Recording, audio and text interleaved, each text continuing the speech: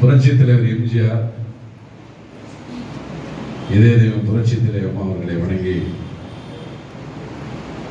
கழகத்தினுடைய நிரந்தர பொதுச் செயலாளர், வருங்கால தமிழகத்திலே நல்லாட்சி தரப்போற வருங்கால முதலமைச்சர் புரட்சி தலைவர் அண்ணன் எடப்பாடி அவருடைய ஆணைக்கு இணங்க திருவண்ணாமலை தெற்கு மாவட்டம் செங்கம் சட்டமன்ற தொகுதிக்கு உள்ளடங்கிய செங்கம் மேற்கு ஒன்றிய கழகம், செங்கம் நகராட்சி வாக்குச்சாவடியுடைய முகவர்களுடைய பயிற்சி மற்றும் ஆலோசனை கூட்டத்தினுடைய தலைவர், இந்த ஆற்றல் மிகு ஒன்றிய செயலாளர் மரியாதைக்குரிய மகரிஷி மனோகரன் அவர்களை, இருக்கிற ஆற்றல் படைத்த உங்களுடைய மாவட்ட கழகத்துடைய செயலாளர், நீங்கள் எல்லாம் எந்த எதிர்காலத்தில் இந்த திருவண்ணாமலை மாவட்டம் எவ்வளவு சிறப்பை பெற வேண்டுமோ அதை பெற்றுக் கொடுக்கிற தகுதி படைத்த உங்களுடைய மாவட்ட கழகத்துடைய செயலாளர், போலூர் சட்டமன்றத்துடைய உறுப்பினர், கழக விவசாய பிரிவு செயலாளர், வணக்கத்திற்கும் போட்டுதற்குரிய அண்ணன் அகிரியார் அவர்களை, கிரியை பத்தி பேசினா வாட்ஸ்அப்ல எடுத்து அனுப்புவாங்க. அது தெரியுங்களா? நான் கிரி இல்ல, ஏவ வேல் இல்ல, ஸ்டாலின் இல்ல, எந்த கொம்பனுக்கு நான் பயப்பட மாட்டேன். ஏன் நீங்க பதிவு பண்றேன்னா, முத கூட்டத்தில் நான் கிரியை பத்தி பேசினத இந்த இங்க யாரோ இருக்கிற ஒரு செல்லுல இருக்க நீங்க எடுத்து டெல்லியில இருக்கிற கிரி அவர் செல்லுல இருந்து எங்க தொகுதி எம்எல்ஏ காட்டியிருக்காரு. இந்த மாதிரி ஒருத்தர் உங்க ஊர்ல இருந்து வந்து செந்தில் ஒருத்தர் பேசினாங்க, எங்க எம்எல்ஏ சொல்லியிருக்கான் தெரியல, அவன் எவனுக்கு கூட பயப்பட மாட்டான், அவனை பத்தி அதில் நீங்க ஒன்றும் பண்ணிட முடியாது, அதனால எல்லாத்துக்கும் தயாரானவன் அப்படின்னு சொல்லிட்டான். அந்த மாதிரி நிகழ்வு எல்லாம் அக்கா சொன்னாங்கல்ல, கருப்பாடு வெள்ளையாடு, இது மிகப்பெரிய இயக்கம் இருக்கத்தான் செய்யும். அதனால கவலைப்படாத ஒரு தலைவர் என்பது சிங்கடிகள் தலைவர் அண்ணன் அம்மா புரட்சி தலைவர் அம்மா, யாருக்கும் பயப்பட மாட்டாங்க. அது மாதிரி அந்த வழியில் வந்த தொண்டர்கள் அண்ணா அகிரியாரா இருக்கட்டும், நம்முடைய கழகத்துடைய பொதுச்செயலாளராக இருக்கட்டும், என்னை பொறுத்தவரை என்னை படைத்த ஆண்டவனுக்கு கூட நான் பயப்பட மாட்டேன். நான் பயந்தா எங்க அம்மாவுக்கு பிறகு எங்க அண்ணன் எடப்பாடியார் பயப்படுவேன். என்னை படுத்த எமனை கூட ஏண்டான்னு கூட எனக்கு வாய்ப்பு கிடைத்து அண்ணன் மாதிரி போன் பண்ணி கேட்பேன். அதனால உங்களை எல்லாம் ரொம்ப பாராட்டுறேன். 234 தொகுதியில இது ஒரு அருமையான செங்கா, புதுப்பாளையம், தண்டராம்பட்டு, இது ஏறத்தாலும் எவ்வளவு கனெக்ஷன் இருக்குன்னு நீங்களே ஒரு மனக்கணக்கு போட்டுங்க, இல்லைன்னா அவங்க ஆபரேட்டர் கிட்ட கேட்டுங்க. ஒரு கனெக்ஷனுக்கு 10 ரூபாய். பாரதி என்ற ஒரு பெண்மணி வங்கி கணக்குக்கு போகிறது. அந்த பாரதியா, அந்த பெண்மணியா? சொல்லுங்க தம்பி, பேரூராட்சியில நீங்க சொல்லுங்க தம்பி. கிரியோட கிரிக்கு ஓட்டு போட்டு கிரி புண்டாட்டிக்கே லஞ்சம் கொடுக்குற நீங்க ஒரே ஆளுக்கு சங்கத்தில் இருக்க வாக்காளர் பண்ணுறேன். சாதாரண இந்த கிரியை பத்தி எங்க அண்ணன் மணிக்கு தெரியும், தெரியுமில்ல? நீங்க பார்த்து டவுசர் போட்டுட்டு ஓடிக்கிட்டு இருந்தா ஓட்டுனா 50 ரூபா காசுக்கு ஆட்டோவில் அலௌன்ஸ் பண்ணிட்டு இருந்தாரா? இன்னைக்கு எதுனா 1000 கோடிக்கு சொத்து, அவரோட சொத்து பட்டியலை வெளியிடுறேன். இது பொய்யா இருந்துச்சுன்னு சொன்னார்னா அடுத்த மேடையில கிரி ஆதாரத்தோட விவாத மேடையில இங்க நான் மகரிஷி மனோகரனை எங்க அண்ணன் மணியையும் உட்கார வச்சு நான் கிரிக்கு பதில் சொல்வதற்கு தயாரா இருக்கேன். மிகப்பெரிய கொள்ளக்காரன் மாவட்டத்தில் இல்ல, இந்த மாநிலத்திலே இருக்கக்கூடாத மிகப்பெரிய திருடன் என்பது இந்த சட்டமன்றத்துடைய உறுப்பினர் கிரி. ரமண மகரிஷி ஆசிரமத்துக்கு ஏற்ற மாதிரி அவருக்கு ஒரு பெரிய வீடு இருக்குங்களா? அவர் ஒரு பால் பண்ணை நடத்துறாரா? அந்த பால் பண்ணை மானியம் உண்டு. டிசியா இருந்தா 25%, எஸ்சியா இருந்தா 100%. சரிங்களா? ஒரு பால் பண்ணைக்கு ஒரு வாட்டி தான் மானியம் வாங்கலாம்.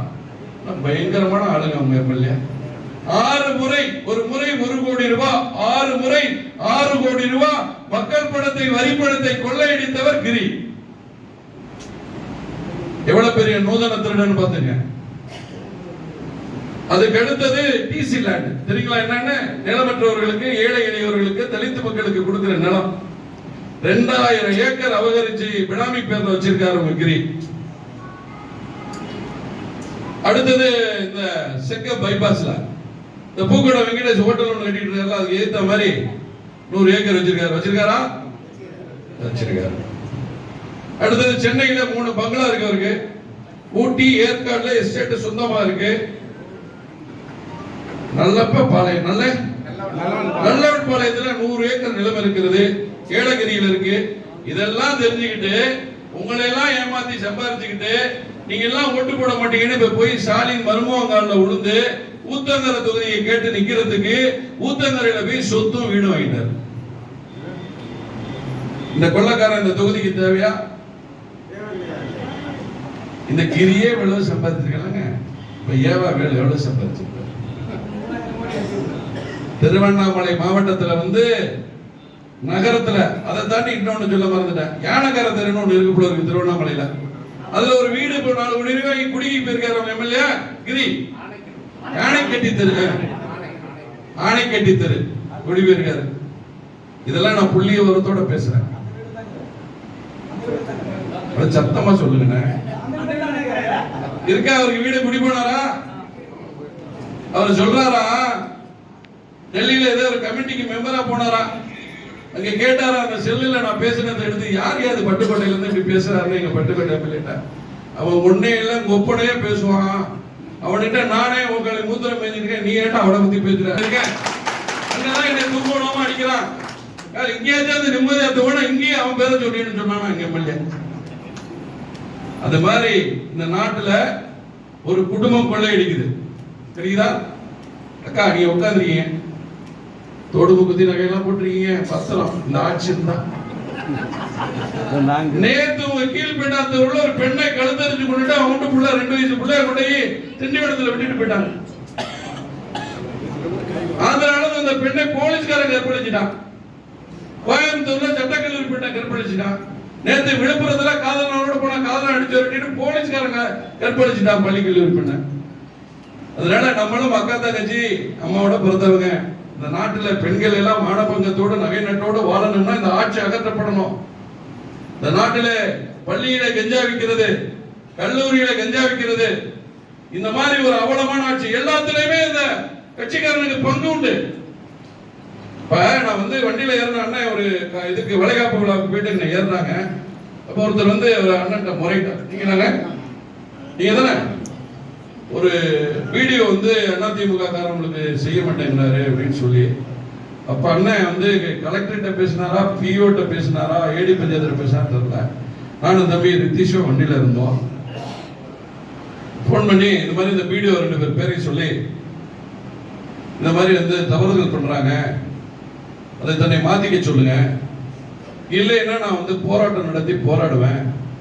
ஒரு மாத்தைக்கு ஒவ்வொரு வீடியோவும் சரவண எம்எல்ஏக்கு 10 லட்சம் ரூபாயும் கிரி எம்எல்ஏக்கு 10 லட்சம் ரூபாய் மக்கள் வரி பணத்தை திருடி கொடுக்குறாங்க, என்கிட்ட ஆதாரம் இருக்கு அப்படின்னு சொன்ன அந்த அதிகாரியை அரண்டு போய் அண்ணன் வேண்டாண்ணே நான் மாத்திடுறேன் அப்படின்னு அண்ணன்ட்ட பேசினார். இப்ப இந்த கார்ல அந்த மண்டலத்துல நீங்க வந்து அது மாதிரி தினந்தோறும் கட்சியோட தொண்டர்களாகிய நீங்க உங்களுக்கு என்ன தேவையோ அதை அண்ணன்ட்ட பேசுறாங்க. நாங்க பாக்குறோம், அந்த வண்டியில இருக்கோம். தம்பி ஐடி தம்பி இருக்காரு. போன் பண்ணி யாரோ ஒருத்தர் பழனிசாமியோ இல்ல யாரோ ஒருத்தர் பேசுறீங்க, ஆனா அதை உடனே அந்த துறை அதிகாரிகிட்ட ஒண்ணு கெஞ்சிறாரு இல்ல மிஞ்சிறாரு, வேலை நடந்தது முடிச்சுட்டு உங்களுக்கு பதில் பண்ண பேசி திருப்பி யார் எந்த கட்சி தொண்டை சொல்றீங்களோ அவங்க திருப்பி பதில் சொல்றாரு, தம்பி முடிஞ்சிருச்சுன்னு. இப்ப ஹாஸ்பிட்டல்ல பெட் இல்ல கீழே கிடக்குறானா, நீ 3ஆம் நம்பர் பெட் உனக்கு இருக்கு ஒதுக்கி போட்டுறாரு அண்ணன் போன்ல திருப்பி அதை சொன்னவங்க. அந்த மாதிரி அதை கேட்டாரு தம்பி ரித்தீஷ், என்னன்னா அலுப்பு இல்லாம போன் வருது, இவ்வளவு அதிகாரிகிட்ட பேசுறீங்க, திருப்பி அதை கட்சிக்காரன் பதில் சொல்றீங்கன்னு கேட்டாரு. அண்ணா அதுக்கு சொன்னாரு, என் தொண்டை இமயமலை விட்டா கூட அவங்க வாங்கி கொடுக்க முயற்சி பண்ணாங்க. அப்படி ஒரு அற்புதமான மாவட்ட செயலர் அவங்க கிடைச்சிருக்காரு. ஏன் கஷ்டப்படணும், நீங்க எதுக்கு பயப்படணும்? யார் இந்த கிரி?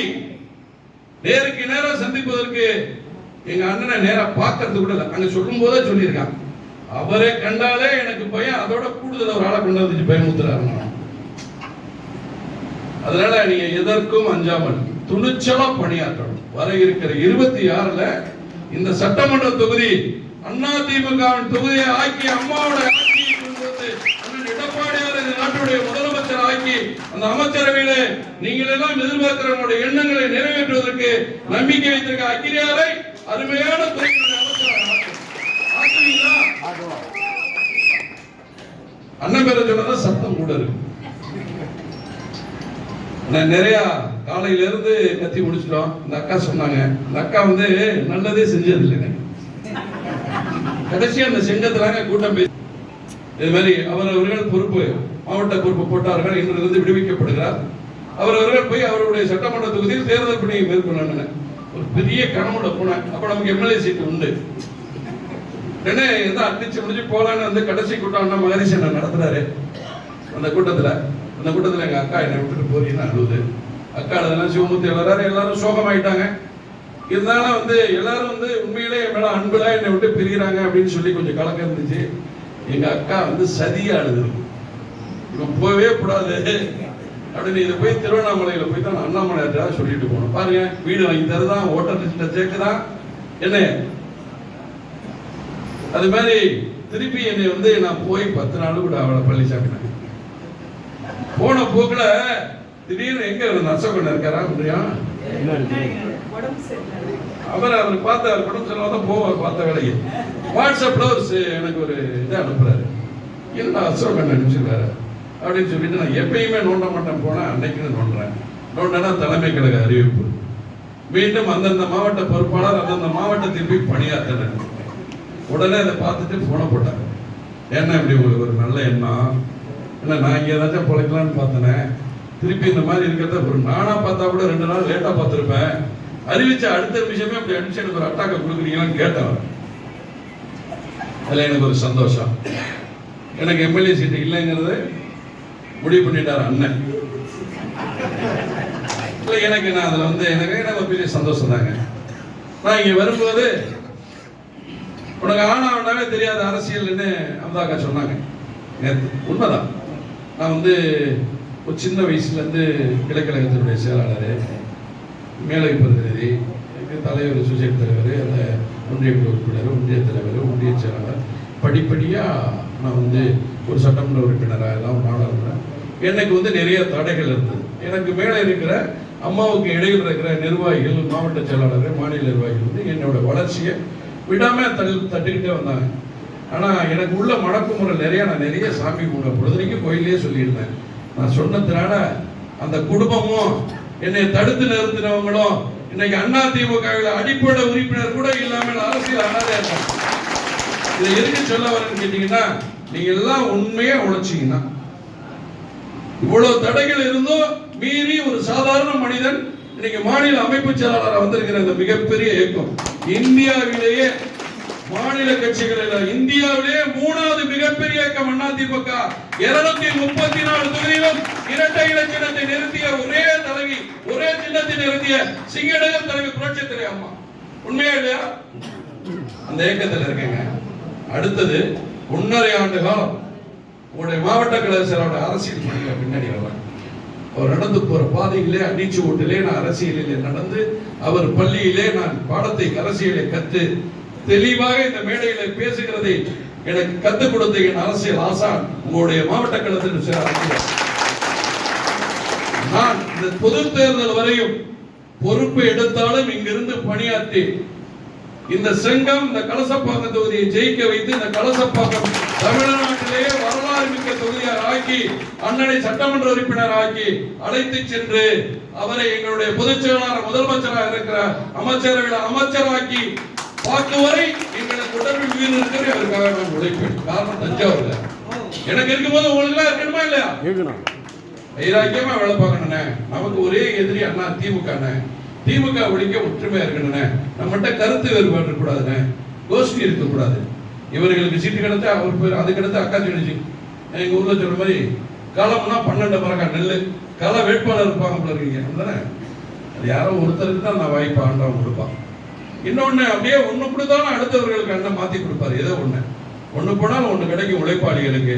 அந்த நம்பிக்கையோடு ஒற்றுமையாக வர இருக்கிற 26ல நீங்க எல்லாம் உண்மையாக உழைத்து அவரவர்களுக்கு இயன்ற அளவிற்கு வாக்குகளை பெற்றது. திமுக ஆட்சி, குடும்ப ஆட்சி, மன்னர் ஆட்சி, இதை இந்த கொள்ளையடிக்கிற ஆட்சி அகற்றி இந்த நாட்டிலே நல்லாட்சி தந்த 4.5 ஆண்டு காலம் நல்லாட்சி தந்த நல்லாட்சி நாயகர் நாங்கள் ஏற்றுக்கொண்ட ஒற்றை தலைமை, நாங்கள் நேசிக்கின்ற ஒரே தலைவர் அம்மாவுக்கு பிறகு அண்ணன் எடப்பாடியாரை தமிழகத்துடைய முதலமைச்சராக ஆக்குவதற்கு நீங்க எல்லாம் பணியாற்ற வேண்டும். ஒன்று மட்டும் தெரிஞ்சுங்க, எந்த எந்த கொம்ப தடுத்தாலும், கருணாநிதி கல்லறையிலிருந்து கிளம்பி வந்தாலும் என் தலைவன் தான் 26ல தமிழகத்துடைய முதலமைச்சராக உறுதி சொல்வார்.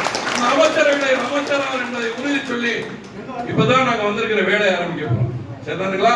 நான் என் தலைமைக்கு தான் விசுவாசம், உங்களுக்கு எல்லாம் இருக்க மாட்டோம். நாங்க கேட்கிற கேள்விக்கு பதில் சொல்லணும்.